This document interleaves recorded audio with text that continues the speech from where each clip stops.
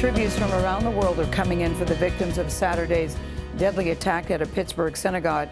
New York City's Empire State Building was lit with a single orange halo to raise awareness of gun violence. The Pittsburgh Steelers held a moment of silence before their game yesterday. As the city mourns, religious leaders are helping people find comfort at a time of immense tragedy. One of those local leaders is Rabbi Alvin Berkun. He is Rabbi Emeritus at the Tree of Life Synagogue, where he led the congregation for 23 years. He spoke to Bianna yesterday in Pittsburgh. Bianna, good morning again. Hey, Gayle, good morning to you. We spoke to Rabbi Berkun after last night's prayer service. He told us how moved he was by that outpouring of support from the thousands who gathered to pay their respects and by the solidarity from people of all faiths and backgrounds. He said it's moments like that will be key in helping those grieve move forward. You've led your congregation in times of grief and in times of happiness. How do you lead them when something like this happens, though? There is no rule book. There's no instruction manual. It's just unbelievable, really, literally unbelievable. So now it is your job to lead this congregation and to answer the question so many have of why. You know, I think people know enough to know that there's no answer to that question.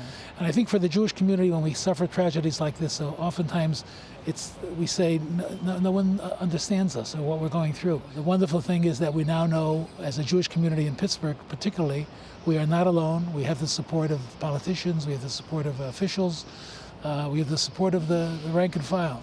There's no doubt an act of horror like this is a real test of faith for so many, including, I'm sure, your congregants. What is your message to them? It's just hang in there, be strong, take one step at a time, try not to do more than you can handle, and be together. This is a day that will live in infamy.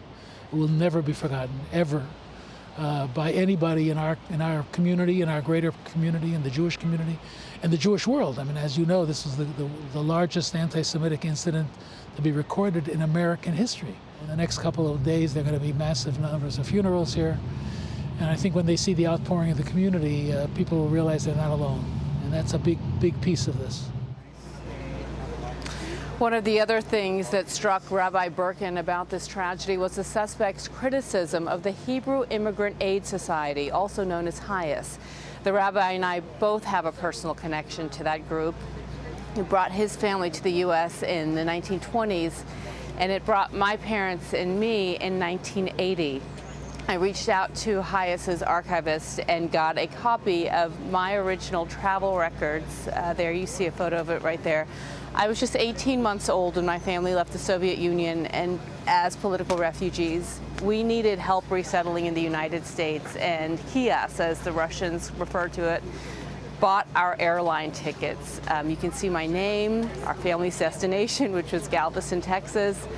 It helped many families like mine, and I remember my parents every month, as much money as they could, maybe $20 a month, they would write checks to pay HIAS back for bringing us here. And hearing the archivist tell me that she found our records and she found my mom's name and my dad's and mine. I'm sorry I'm getting emotional talking about this, but it's just such a personal story, and it's helped millions of people like my family resettle millions of Jewish refugees. It began in the 1880s to focus on Jewish refugees resettle around the world, but most recently it's expanded to helping refugees of all backgrounds resettle. And this one hits close to home, Norah. I know. But I think it's important that so many people know what this organization is and what it does.